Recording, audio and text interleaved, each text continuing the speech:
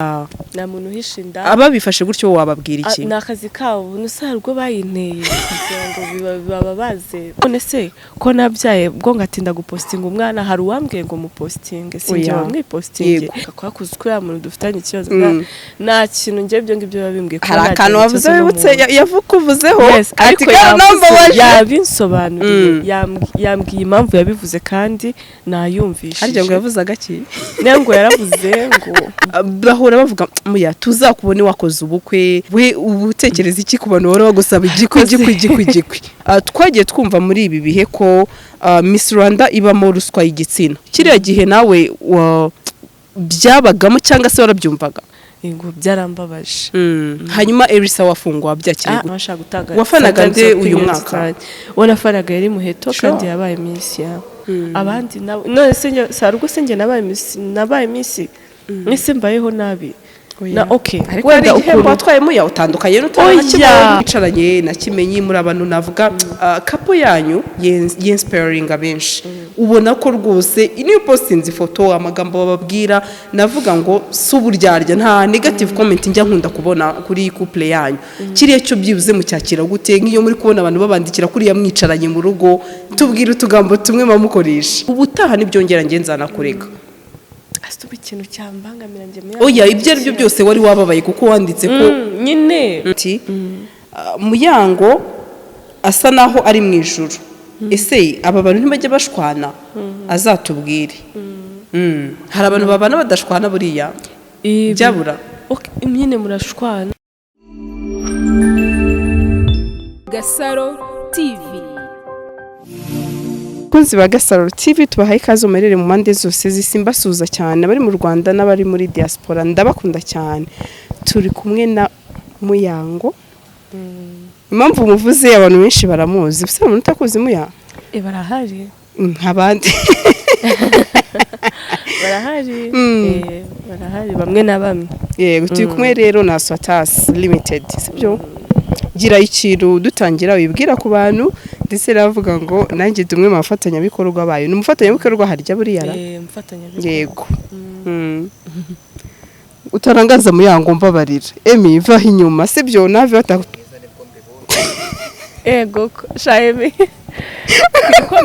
twikomereze urumva uriya muhungu afite ngo uri mwiza ngo nibwo akibibona sendusha Muyango bavuga Messi urakoze gira bati cyo tubwiraho udukurikiye asobanukirwe Muyango turabona yambaye umupira wanditseho Swatas Limited ariko ari umuntu utasobanukirwa ese ikoreye service mbese muri make nyine Swatas ni company nini ikora ibintu bitandukanye harimo gukodesha amamodoka harimo kugurira abantu amamodoka iyo modoka baguze bakabayihereza n'akazi Swatas ikora ibintu byinshi nzagenda mbisobanura gahoro byose ntabivuga ejo nkazabura icyo mvuga yego urumeze neza imeze neza you look good thank you nawe urabizi gusa neza mwabimbwiye ubwo nyine nanjye mpita mvuga ngo merci ubwo nibyo umubebe ameze neza yambona Instagram rwose amafoto meza cyane na papa we ni kuriya nyine ni kuriya ariko warahindutse gute kwisura yegine waba ndabona arahindutse pa rapport ukuntu tukuze imbere oya gasura ko ni kakandi agasura ni kakandi cyangwa numubyibuho se kuryo oya nagari cyane ariko ni physical fit niba nganirihe no gusenga njya mbona abenshi bavuga ngo Muyango hari ukuntu umuntu abyara gahita abyibuha cyane ariko vraiment murabona ko tayi wowe nanjye narabyibushye ariko ni gake ako njyagiza nyine kubibalancinga kugira ngo ntica ya image ya Muyango bazi yego hanyuma Swatas iguhaye kuba waba navuga ngo umufatanya bikorwa cyane kukoresha social media cyane pe wa mugano we muri press conference avuze ngo ngiye niko kazi kanunzi nta kandi kazi ngira nyine iyo umuntu kuko ari byo nkora iyo bampaye akazi ndishima yego ngo byakiriye gute benshi bibaza ati niba Muyango afite abantu benshi yamamariza ese ntibishobora kugongana numvishe n'uwakikubajije isi ubundi ubimanaginga gute ntago bigongana ntabwo bishaka kugongana ntabwo bizagongana ko nje mbere yo gusinya amasezerano ndabanza nkareba nimba nta kintu nzabangamira cyangwa ntazabangamirwa yego so kandi ikindi ntago njya namamariza abantu bafite ibintu bibiri bisa hanyuma ndashaka kutubwira umunsi wawe uteye gute iyo uri mu rugo umunsi wanjye okay mbyuka ntinze yego kubera umwana mbyuka ntinze cyane nkareba kuri telefone nkareba nyine ibyo abari kumbwira ati kutarapostinga kutarakora iki nkareba nasanga ntabo nkajyaho nyine ngatuza nkavugisha abantu kuri telefone okay 85% y'icyumweru mba ndi mu rugo uri mu rugo gake nibwo nshobora kuba nasohoka kandi nabwo ndagenda nkata nongera nkagaruka shamana abantu benshi mwantumye uno mukobwa abantu benshi umumama sorry wamuganire ngo mbe icyubahiro benshi ati duzadutumire Muyango kuki ataraza ugasara ariko uno munsi ari hano kugira ngo abe yabasubiza ibisubizika sibyo muya wa mugani ari ibintu ushobora kubaza umuntu ugasanga nta gisubizo abifitiye hanyuma muya hari benshi batekereje Muyango yahishinda ariko nyuma twabonye ko nubundi ubuzima bwawe umunsi ku wundi nta muntu uhishinda nta muntu uhishinda ababifashe gutyo wababwira iki ni akazi kabo nusarwo bayinteye kugira ngo bababaze sometimes sorry muya warakaye no nsinya ndakara yego kwicyokoje gusa naga ariko byagenze ngiye impamvu amafoto yanjye atagaragaye narayisobanuye icyambere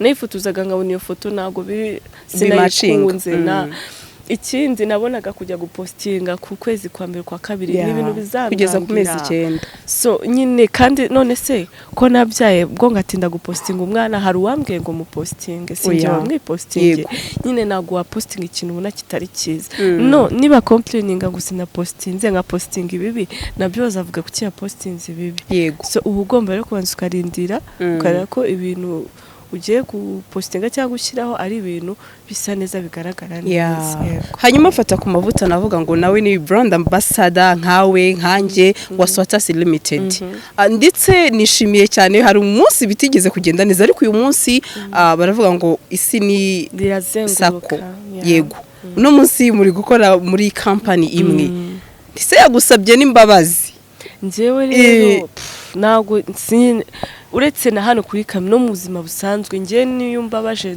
ndabyibagirwa ahubwo hari igihe wenda umuntu abinyibutsa nkata nibuka kwakuze kuri ya muntu dufitanye ikibazo nta kintu ngiye ibyo ngibyo babimbwiye hari akantu wavuze wibutse yavukuvuzeho ati yabinsobanuriye yambwiye impamvu yabivuze kandi nayumvishije harya ngo yavuze agaki ngo yaravuze ngo no ibaze ko n'ubu mbyibagiwe harya ngo umwana ngo ufite abana 3 ibyo nibyo namubwiye ariko ibyo yabihakanye urumva giye mitabyibagirwa ibintu bibi byose nago ariko ni nabyiza bikaba bitakwicira ibishye wabyakire gute kuba muri gukorana ariko akaba yakubwiye ati nteye intambwe ngiye mbabarira kabisa ni byiza ikiremwa muntu cyose kirangwa n'impinduka kirangwa no guca bugufi kuba wabwira umuntu ukamusobanurira ntabwo uri witupfa yego n'abantu rero bakunda GASARO TV babyumvireho nimba ubuzi ko ufitanye n'ikibazo n'umuntu uzi ko ari we wabiteye kwanza niba uri kureba iki kiganiro uzi ko hari uwo ufite mwandikira umubwire mbabarira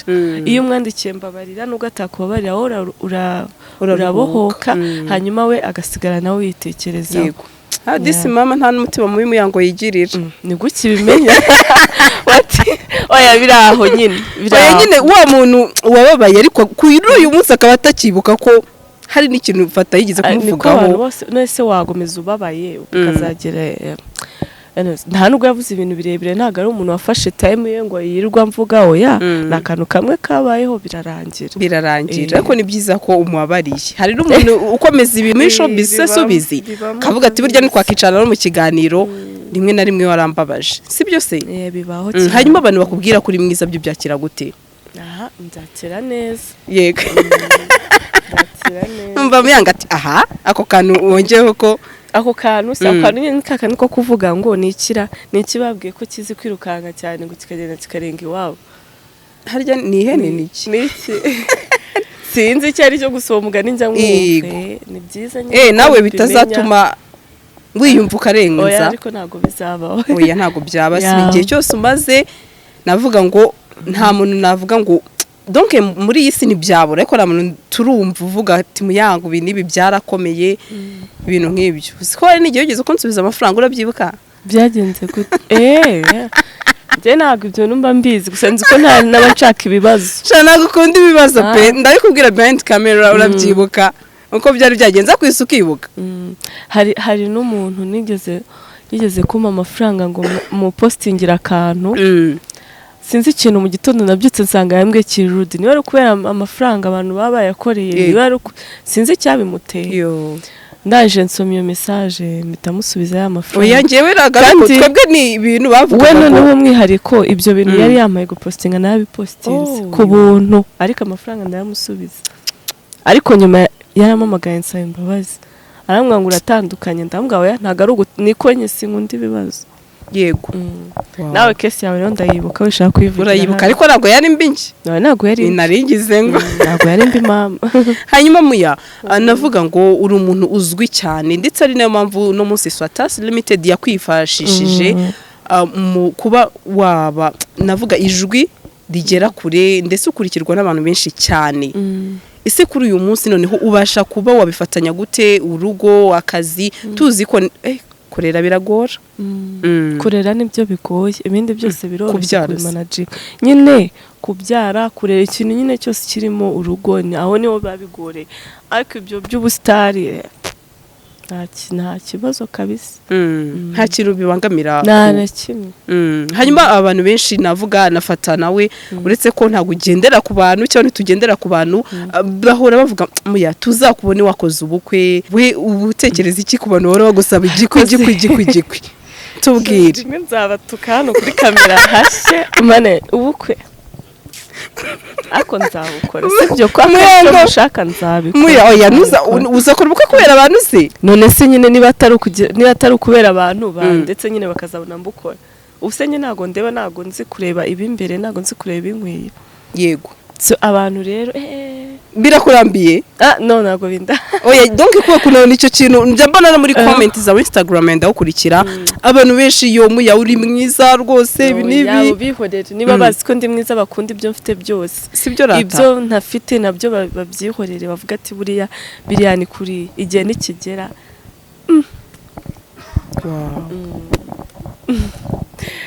Ko bikurenze oya ariko ni byiza donc icyo nemerana urukundo kandi icyo tuzi cyo Kimenyi murakundana sibyo se rero isezerano rya mbere kuba gukunda nawe muyango umukunda twumva bihagije nubwo ubukwe ari nk'ikimenyetso niko navuga rero ni nabyiza. Wumva uteganya kuzabukora ngaho umva sasa ibyo biri mu mutima wanjye mukajye mubimbaza nakajye ubuntu bikubaza shamuya ikivuzo cyawe cy'umutumirwa wanjye genda cyubaha rwose pe ndanabyishimiye cyane ati ntimukajye mubimbaza rero umuntu wese ukunda muyango ajya mubabara rwose nakamaze kino kibazo ariko nzabatungura ewana cyane ariko ari na byiza. Hanyuma witabiriye irushanwa rya Nyampinga 2019 navuga ngo watwaye n'ikamba sibyo? Yego guhe tubwire biriya bihe Miss Rwanda yari imeze gute muri imeze neza. None se neza subwo radusobanura impamvu nyikubajije wambaze ngo yari imeze gute. Reka nkubwire impamvu nyikubajije wa mugani twagiye twumva muri ibi bihe ko Miss Rwanda ibamo ruswa y'igitsina kiriya gihe nawe byabagamo cyangwa se warabyumvaga? Ntago nari mbizi mbimenye nyine kuko namwe mwabishyizeho. Ako muya nuka turenga yuze nitwe twabizanye ntago mbizi nakubwiye ko ibyo bintu ngewe Miss Rwanda watowe ari we wese arabikwiye ibindi n'amagambo kuri ngewe ariko ku bandi ntago mbizi kuri ngewe. Yego hanyuma navuga ngo wumva ko Prince Kid harabo yatseruswa mu bikeko wabyakiriye gute? Nago ndabashwa. Yego nago ndabashwa ariko nzabashwa nyuma y'uko tuzabona ibyo amategeko azagena n'abatangabuhamya n'ibintu byose, ariko kugeza ubu ntabwo ndabashobora. Ntibyakubabaje? Ngo byarambabaje. Hanyuma Elsa wafungwa wabyakiriye gute? Byose nshaka kubivuga. Warababaye no ndamukunda cyane, ntabwo yadisavingaga biriya bintu. Sure. Gusa nyine nawe arakomeye, ni umukobwa w'umwana mwiza, nawe ufite gahunda. Ibindi byabaye nyine niko ni destiny, ni ibintu biba bizaba n'ubundi bikaba biko bikarangira. None se wakoze ikosa we nibagufunga yakubuze ngo ntabwo yarabikwiye? No, ndavuze njyewe ndi kuvuga nkurikije iki uko njyewe mbyumva. Yego. Elsa muziranye gute? Tuzenye donc mufitanye umubano nk'abashuti cyangwa no kumubona kuriya? No, nagaruka kumubona n'ubundi turavugana iyo duhuye nyine biraho pore sibyo. Ariko ko yarasohotse niwo mugisha ni nabyiza cyane byibuze Imana ari cyo yakoze. None se wowe noneho nka Muyango, navuga ngo hari bamwe batanze ubuhamya, ariko no munsi nka Muyango uravuga uti nge biriya bintu ntabyo nzi, nta nibyo nahuye nabyo. Hari na bamwe muri bo nagiye mbona Gaju Evelyn nta posting ati ibi bintu rwose ntabyo nzi n'icyo njyewe nshaka kuba nabitangazaho cyane. Ibyo byose si okay. Ndeba ndibize mbamuze ahubwo mbabarira ahindure sije mbabarire bino bintu simacara no kubigarukaho. Nyine njye nshaka kubivuga nkanjye hari undi nawe ubizi nkawe. Yego. So harimo confusion. Bikaba wabivuga mu buryo budakwiye. Mu buryo budakwiye akaba ari abo navuga ibidasa n'ibyo bo bazi gutyo. No mpamvu ntabashaka gutanga. Wafanaga nde uyu mwaka? Wanafanaga yari Muheto kandi yabaye Miss ya. Sha abo mfana bose giye baba oyagenda shose wafanaga de wundi mbo babaye abamisi mu myaka yashize bose. Naomi naramufanye aratsinda, Grace naramufanye aratsinda, donc nje none ubaye Miss mbambona uri mwiza ufite n'ubwenge none bose babazi kuvuga. Rero Imana yakongera n'uburanga bwawe ibintu bikagenda neza. Yego. Abandi nyine namwe ari ibindi Imana iba yarabageneye nibyo muzaba byo. Nk'iyo ufana Muheto n'urugero tubwira ishusho mu rugo nka sheri wawe cyangwa se papa Miguel niba ntibeshye afana wenda Darina mubasha kubihuza gute rero? We ntabwo we yajya afana muri Miss Rwanda. We nyine baraho batuye nyine n'uwo ngo ahubwo baba bari kunseka. Ega nanjye ntabwo mafana ngo nguyu oya ahubwo mavuga ati uyabaye Miss nta kibazo. Ndi kubona ari mwiza, ndi kubona abantu bamushyigikiye, noneho ibindi nyine hakazana rya sezerano ryawe riba riva ku Mana. Yego. Ibintu byawe umunsi wagera ukabibona. Abandi none se sarugo se nge nabaye Miss mwese mbayeho nabi. Na okay. Wenda ukuri watwayemo ya utandukanye n'utara nubwo ntari kuba ntacyo natwaye kuko uyu munsi hari umuntu ushaka kubanzi ariko atazi ko nagiye nko muri Miss Rwanda.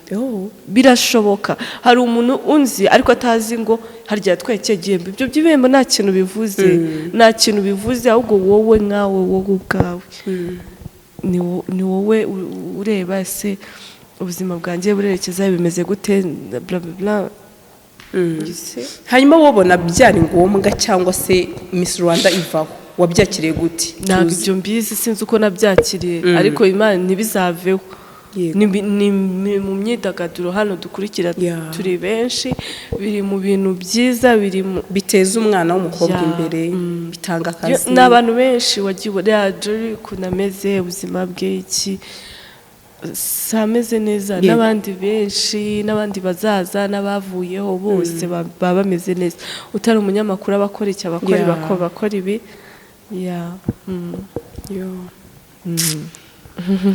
Prince Kid ko yarakubabaje byibuze afungwa warababaye? We ubafunga umuntu bikagushimisha koko ariko ngo ntabwo ari umuzi. No Prince Kid kwite se ngomba kuba ntamuzi. Numvishe umukuru w'irushanwa ugomba kuba umuzi. Hanjye byari byanyobeye nuko numvaga Emi akubaza ngo Kid nanwe muzanye. Navuze ko jewe 2019 ntarajya muri Miss Rwanda ahantu hambere namonye muri boot camp barambwira ngo uriya niwe boss niwe nyiri rushanwa niwe CEO wa Miss Rwanda n'ibyo ariko ntabwo ari ukuvuga ko ndamuzi cyane katuve kuri Miss Muya nawe nshaka gukomeza kubabaje ukora mfite agahinda ka Miss mbigezeho nyine mbona ko wa mugani ari ibintu udashaka kuba ni ibintu bifite ukundi kuntu bimeze byavugwa n'undi muntu utari ngiye yego nta kibazo noneho tubwire ubuzima noneho busanzwe bwo mu rugo sinakubwiye ukuntu mbyuka yapara ubwo noneho nk'iyo wicaranye na Kimenyi muri abantu navuga kapo yanyu y'inspiring benshi ubona ko rwose niyo postinze ifoto amagambo bababwira navuga ngo suburyarya nta negative comment njya nkunda kubona kuri couple yanyu kiriye cyo byibuze mu cyakira gute nk'iyo muri kubona abantu babandikira kuri ya mwicaranye mu rugo tubwire utugambo tumwe mamukoresha twicarana gake cyane kubera ko we ari bize cyane kundusha yego ubwo nyine ibyo tuganira nyine ni n'ubu mukumbuye se ubu turakumbura nyine ndamukumbura nakankumbura tugakumburana ibyo gukumburana bikavaho bikarangira ubuzima bugakomeza noneho Muya ndabizi n'umuntu ugukurikirana hafi cyane ashobora kuzareba kino kiganiro aramutse abonye umwanya ibyo ari byo byose aho wagiye hose umutwara aragukurikira of course gira amagambo umubwira cyangwa ugira icyo umubwira akosha bana yanjye cyo koza zahindure mubaza ibibazo kugira amagambo umubwira nta magambo namubwira kirakomeye icyo kibazo kirakomeye cyane ndumva ntabona ukuntu ngisuye se ntiwanamubwira ko musuhuje cyangwa ndamusuhuje cyangwa umukunda ariko Muya ndamukunda none se ubwo kweri waragize niyo amagambo menshi ariko ntacyo nyine ndamusuhuje ni icyo kibazo nakubajije cyakubangamiye cyangwa se cyakubabaje icyari kumbabaza cyangwa kikambangamira ntabwo nari kukigusubiza gusa icyo numvishe nuko udakunda umuntu ukubaza cyane ubuzima weno suko ntabikunda bwa hariya hantu simbikunda kandi nta n'umuntu n'umwe ukunda ko nyine umuntu amwinjirira cyane nakwinjiriye nuko ino ariyo si ndi we ntabwo wanyinjira ndi kugusobanurira ariko we ntugire ikibazo ariko se Muya nk'iyo ubonye nk'abantu bakwandikaho ibintu by'ibihuha hari igihe wapostinze wababaye umuntu yari yanditse amakuru usa n'uyavuguruza uvuga ko ibyo bintu atari byo harya bari bakoresheje iyi foto yawe ntabwo mbizi gusa icyo nzi we niba bavuze ngo nabyaye kandi icyo gihe ngira ngo nari ntwite nk'amezi 7 gutyo biba ari ibintu byari nka 6 bumva muri wo umeze gute nk'ibiranungura ngavuga ati uyu muntu ibyo byose yari kumbaza hari n'igihe nabonye ati niwongera ngo nzakuriga abanyamakuru sozko se dufite amategeko aturengera ariko noneho hari uweje ubundi wamamagaye ari kumbwira ngo nimurangire ngo kwa ELSA mu rugo njyewe ibaze vraiment umunyamakuru ni inshuti yawe cyane yaramamagaye tweze guhura nawe ari kunsaba interview nyine mfata nimero ze gutyo nawe afata nimero ze nyine ampamagaye ngira ngo ndari ibindi bintu biri agiye kumbaza kume ngo yishakira kumenya mu rugo kwa ELSA so urumva ko namwe nago muri mworoshye ayo ni amakosa kuko gutungura umuntu bwabyo ni icyaha utabanje kumusaba interview ese muyangura hari cyangwa nuhari tubonane gupfa gutungura umuntu busenjuka yinyimi wanyu byibaze nyine byo birashoboka ni cyo kintu kikubangamira rero ujye ubona uvuga sha nabonye icyo gihe ati ubutaha nibyongera ngenzana kureka asituba ikintu cyambangamira nge oya ibyo ari byo byose wari wababaye kuko wanditse ko nyine igihuha se cyiza ni nko kumubwira ati mbere jya ubanza umbaze kandi akubajije wamwihera n'amakuru wamuhereza amakuru so nyine ubwo ni ibyako ntabwo nari nababaye ngo mvuge ngo ndapfuye ibintu byambaza ni ibintu nyine biri personnelle byo mu rugo by'iki ibintu nk'ibyo ariko atari buno buzima tubona hano bubeshya burimo amacabiranye n'amatiku n'amakubitiranye hari umuntu wari wakuzana amatiku akakubabaza kandi ibyo ni ibintu abantu buri munsi bahura nabyo ukanababara ako muyambabare umbwire ni iki kintu gishobora kukubabaza nabonye ubuzima bwawe sinabonye ubuzima bwawe bwose buri soft ndetse niyo mbabaye ni ukuri ndabyibagirwa ni ukuri nk'ibintu byambabaje nk'isaha itambutse ubu nabyibagiwe byarangiye ari naho rimwe na rimwe ushobora wenda nko kugira ngo nk'uwo muntu ni indyarya ukabona wenda aragusekeye kandi azi ko mufitanye ibibazo ukagira ngo ni uburyarya ukabona wenda avugishije umuntu kandi uzi ko uwo muntu bafitanye ikibazo ukavuga ngo ni uburyarya ntabwo ari uburyarya mba nabyibagiwe kera nta nubwo mba mbyitayeho. hanyuma hari abatekereza ngo Muyango aka gakobwa ngo gashobora kuba kirata, abo bantu bo wababwira iki? Hari n'umuntu wambwiye ngo yigize kubona mu mujyi, sorry ni kuri comment iyi foto yerutse gupostinga ufite ya nzoga mamaza yitwa United ngo Muyango narababaye kuba natwarahuriye mu mujyi nagusuhuza ukanyihorera, ubona disi yababaye. Ntabwo bibaho, uze kureba kuri iyo foto ubwo yagiye muri fake njyewe uzi noneho ndanaguhobera niyo uzanye ukuboko ndaguhobera, ibyo bintu ibyo bintu ntabwo bibaho. Ubwo ashobora kuba yakoresha fake account akandika cyangwa se sinzi ubwo uko byagenze, ariko ubundi njye niyo uzanye akaboko ngenda guhobera nirengagije ko covid iki cyangwa ibyo wenda sinzi icyo ari cyo cyose ndaguhobera. Iyo niyo nambwe ati twifotoze yego ndakubwira ati ahubwo fata ngesha abantu bagukurikira twahuye bajye muri comment bandike ukuri kw'Imana batubwire.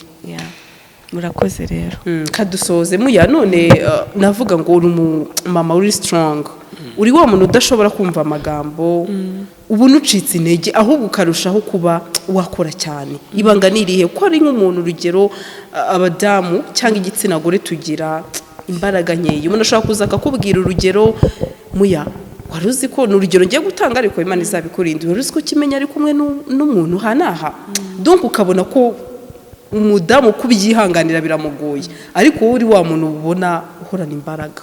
Wenda kuko bitarambaho nibimbaho nzamenya wenda niba koko izo oye ndavuga mu buzima busanzwe ntago mvuze nyine nanjye abandi niyo mpamvu nashaka kubavugira ngo mbabwire ngo ihangane ngo wakwihangana ngo wabigenza gutya.